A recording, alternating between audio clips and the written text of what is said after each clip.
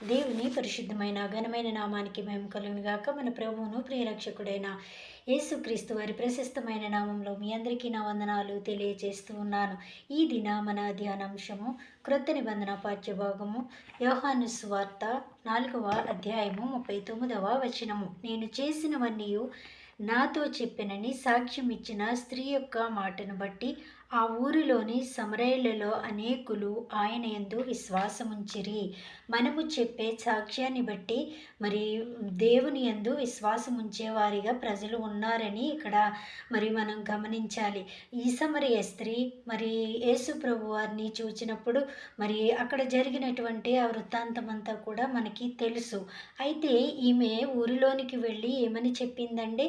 నా పాపాన్ని నాతో చెప్పినటువంటి యేసయ్యను నేను చూశాను అని సాక్ష్యం ఇచ్చింది. అవును, మన పాపాన్ని చూసి మనల్ని రక్షించే దేవుడు. అలా రక్షించిన దాన్ని మనం సాక్ష్య రూపంలో పంచుకోవాలి. మరి ఈ దినాల్లో సాక్ష్యము చెప్పేవారి యొక్క సాక్ష్యము మరి ఎంత హాస్యాస్పదం అయిపోయింది అని అంటే మరి చాలా రకాలైనటువంటి సాక్ష్యాల్ని మనం వింటూ ఉన్నాం. మరి ఇదంతా కూడా క్రైస్తవ బిడ్డలుగా మనందరము కూడా ఖండించవలసిన వారమై ఉన్నామని ప్రభు పేరిట మీకు తెలియజేస్తూ ఉన్నాను. మరి సాక్ష్యము అంటే నన్ను మరి వ్యక్తిగత సాక్ష్యాన్ని మనందరం కూడా కలిగి ఉంటాం. నన్ను ఎలా దేవుడు రక్షించాడు, నన్ను ఎలా పట్టుకున్నాడు, నేను క్రీస్తుతో ఎలా నడుస్తున్నాను అనేటువంటిదే సాక్ష్యము. మరి నీ వ్యక్తిగత సాక్ష్యము లేకుండా మరి మరి దేవాలయాల్లోనికి వెళ్ళి లేదా సమాజంలోనికి వెళ్ళి మరి నేను ఇలా చేసినప్పుడు నాకు ఈ కార్యము జరిగింది అని చెప్పేవారుగా ఉన్నారు. చెప్పడానికి మరి ముందుగా మనల్ని మనం సిద్ధపరచుకోవాలి. మన సాక్ష్యము ముందు వెల్లడి చేసుకోవాలి. నా పాపాన్ని రక్షించినటువంటి క్రీస్తు మీ పాపాన్ని కూడా రక్షిస్తాడు అనేది మనం మాదిరిగా జీవించి మన సాక్ష్యాన్ని చెప్పే బిడ్డలుగా మనం ఉండాలి. మరి నా సాక్ష్యాన్ని బట్టి నా భర్త రక్షించబడాలి.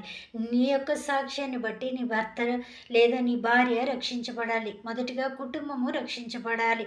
మరి ఇదంతా వదిలేసి మరి సంఘములో సమాజంలో మరి ఇష్టానుసారమైన సాక్ష్యాలు చెప్పడాన్ని నేను తీవ్రంగా ఖండిస్తూ ఉన్నాను. మరి ఇలాంటి సాక్ష్యము మరి అబద్ధ సాక్ష్యముగా పరిగణించబడుతుంది. మరి క్రీస్తు వారు నీ పాపాన్ని ఎలా క్షమించారు, నీ వ్యక్తిగత సాక్ష్యం ఏంటి, నీ కుటుంబం యొక్క సాక్ష్యం ఏంటి, నీ సాక్ష్యం ద్వారా నీ బిడ్డలు రక్షణలోనికి నడిపించబడ్డారా, నీ భర్త రక్షణలోనికి మరి నడిపించబడ్డాడా, నీ కుటుంబము నీ తల్లిదండ్రులు మొదలైన వారు మరి సాక్ష్యం ద్వారా మరి రక్షించబడ్డారా అనేదే దేవుడు కోరుకుంటూ ఉన్నాడు. మరి ఎలాంటి సాక్ష్యాన్ని